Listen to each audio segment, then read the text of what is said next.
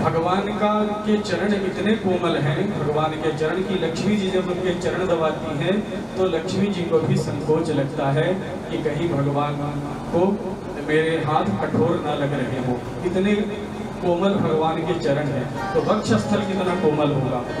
तो लक्ष्मी जी बहुत क्रोधित हुई और बोली कि आप जो है सदैव ब्राह्मणों की सेवा में लगे रहते हैं और ब्राह्मणों के चरणों में आप पड़े रहते हैं, ये इन्होंने मेरा बहुत अपमान किया है। यदि आप ब्राह्मण के चरण नहीं छोड़ेंगे तो मैं यह वैकुंठ छोड़ के चली जाऊंगी। भगवान कहते हैं विप्र प्रसादात् धरणीधरोऽहं, विप्र प्रसादात् कमलावरोऽहं, विप्र प्रसादात् मम राम नामो। भगवान कहते हैं हे देवी, इन ब्राह्मणों की कृपा से ही मैं तुम्हारा पति हुआ हूँ।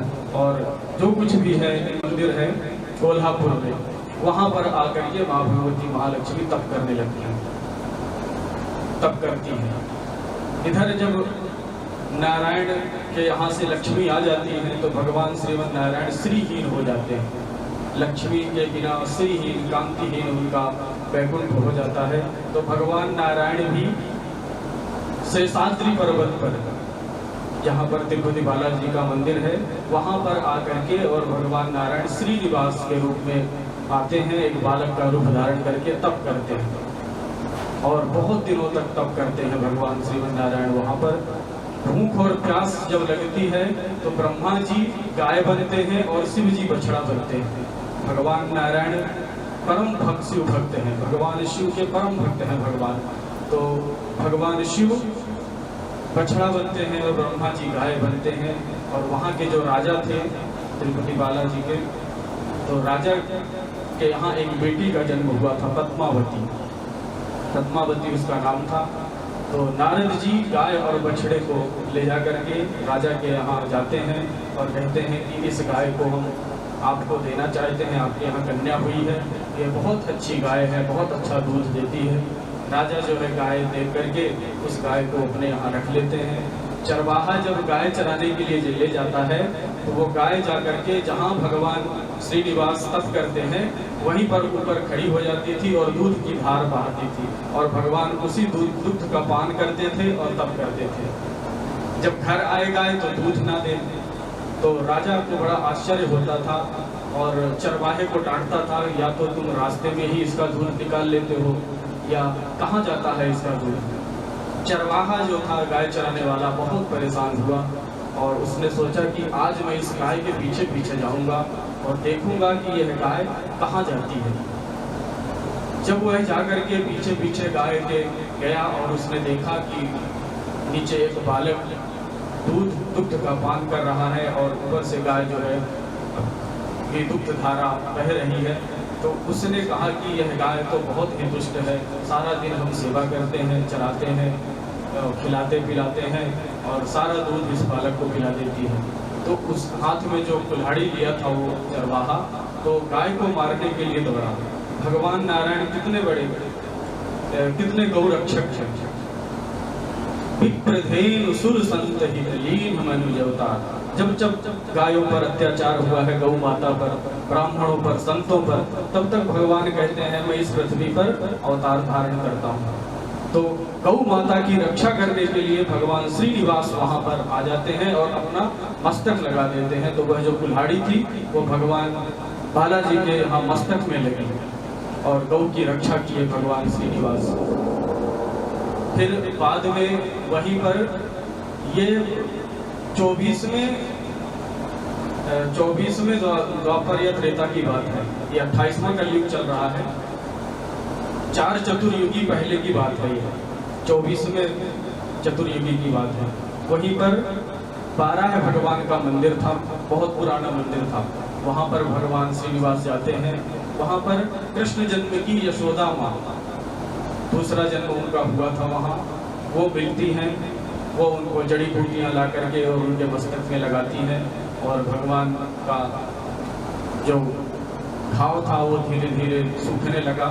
फिर राजा की जो बेटी पद्मावती थी, एक बार श्रीनिवास भगवान वन में घूम रहे थे तो पद्मावती को देखा और पद्मावती ने भी भगवान श्रीनिवास को देखा। आपस में एक दूसरे को पसंद करने लगे और अंत में फिर भगवान श्रीनिवास का और पद्मावती का विवाह हुआ। विवाह की भी बहुत लंबी प्रचलित कथा है। भगवान के पास धन नहीं था, तो 12 भगवान से उन्होंने कहा कि शादी होगी तो घर होना चाहिए, हमारे पास तो घर भी नहीं है, राजकुमारी को लेके आएंगे कहाँ रखेंगे। तो 12 भगवान से कहा कि हमें थोड़ा सा आप भूमि दे दो तो हम अपना उसमें मकान बना लें, मंदिर बना लें। 12 भगवान थोड़ी सी जगह देते हैं, फिर कुबेर देवता को बुलाते हैं और कहते हैं कि हमें धन चाहिए, लक्ष्मी जी तो हमारे पास है नहीं, वो हमसे नाराज हैं, तो आप हमें धन दो। कलयुग में जो भक्त आएंगे तो एक हुंडी, जो आज बालाजी में हुंडी है, तो कुबेर जी का कर्जा आज भी चुका रहे हैं बालाजी। कुबेर से इतना कर्ज लिए थे उस समय कि आप हमें कर्ज दो और हम विवाह कर ले। विवाह के बाद कलयुग में जब हमारे भक्त लोग आएंगे और हमारी हुंडी में जो डालेंगे वो सब आपका होगा। तो आज भी हमें तो लगता है कि वो ना हो, वो जब वो हुंडी भर जाएगी, उन्होंने कहा था तब आपका कर्जा पूरा हो जाएगा। तो ना वो हुंडी भरेगी और ना कुबेर का कभी कर्जा पूरा होगा। तो भगवान श्रीनिवास पद्मावती के साथ विवाह करते हैं और जैसे ही पद्मावती के साथ विवाह होता है भगवान श्रीमन्नारायण को बालाजी महाराज श्रीनिवास का, नारद जी महाराज सारा वृत्तांत जाके महालक्ष्मी को बताते हैं कि आप बैठे रहो, आप तप करते रहो, भूख प्यास सब कुछ छोड़ दिए,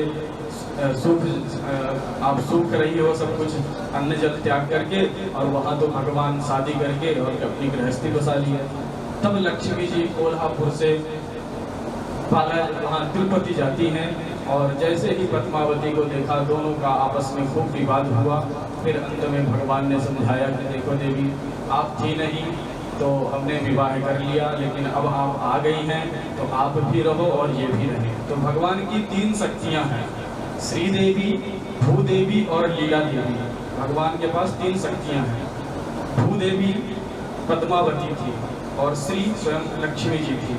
और जब भगवान को लीला करना होता है तो अपनी लीला के लिए वो लीला देवी को राधा के रूप में प्रकट करते हैं, कभी सीता के रूप में प्रकट करते हैं। तो 3 देवियां हैं भगवान की। तो बालाजी महाराज गौ की रक्षा के लिए, गौ रक्षा के लिए उन्होंने कुल्हाड़ी से उनके मस्तक पर लगा था, उसी घाव को ढकने के लिए आज यहाँ से उनके तिलक लगाया जाता है। तो भगवान का सुंदर शुभ मुहूर्त में भगवान शिव, सुंदर शुभ मुहूर्त में माँ भगवती पार्वती का और भगवान शिव का विवाह होता है। विवाह के बाद जो देवियां आई हैं वहां पर, वो सब देवियां विभिन्न प्रकार से भगवान शिव से प्रार्थना करती हैं और हास्य परिहास्य करती हैं भगवान शिव से। वहाँ पर ऋषि पत्नियाँ भी थी, देव पत्नियाँ भी थी, महालक्ष्मी, सरस्वती, अरुणधति, गायत्री, सावित्री, ये समस्त देवियाँ जो है वहाँ पर भगवान शिव से वार्तालाप करती हैं। गंगा, यमुना आदि समस्त नदियाँ वहाँ पर आ जाती हैं